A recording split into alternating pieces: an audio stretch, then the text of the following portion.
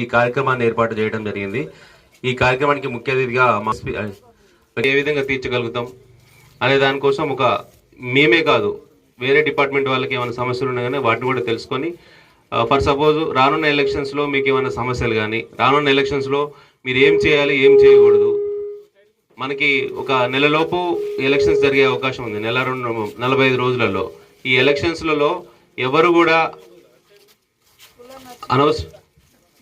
సమాజాన్ని డ్రగ్గు రహిత సమాజాన్ని గాంజా అనేది లేకుండా సమాజంలో ప్రతి ఒక్కరూ భాగస్వాములు కావాలని మీ అందరినీ కోరుకుంటూ మీ అందరి ద్వారా ఒక చిన్న ప్రార్థన. అందరూ కూడా ఫస్ట్ నేను చెప్పినట్టు చెప్పండి. అందరూ కూడా చేతులు ఇట్లా పైకి పెట్టండి.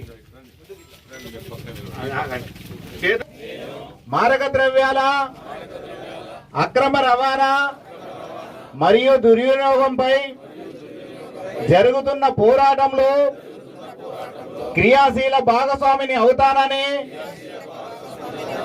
వీటిని వాడకం వల్ల కలిగే దుష్పరిణామాల గురించి సంపూర్ణ అవగాహన కలిగి ఉండి నాతో పాటు ఏ ఒక్కరూ డ్రగ్గు బారిన పడకుండా కృషి చేస్తానని, డ్రగ్గు అమ్మకము కొనుగోలు చేసే వ్యక్తుల సమాచారాన్ని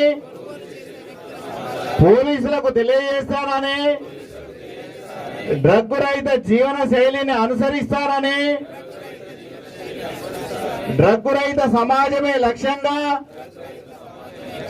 సాగుతున్న తెలంగాణ ప్రభుత్వ సంకల్పం భాగస్వామిని అవుతారని ప్రతిజ్ఞ చేస్తున్నాను.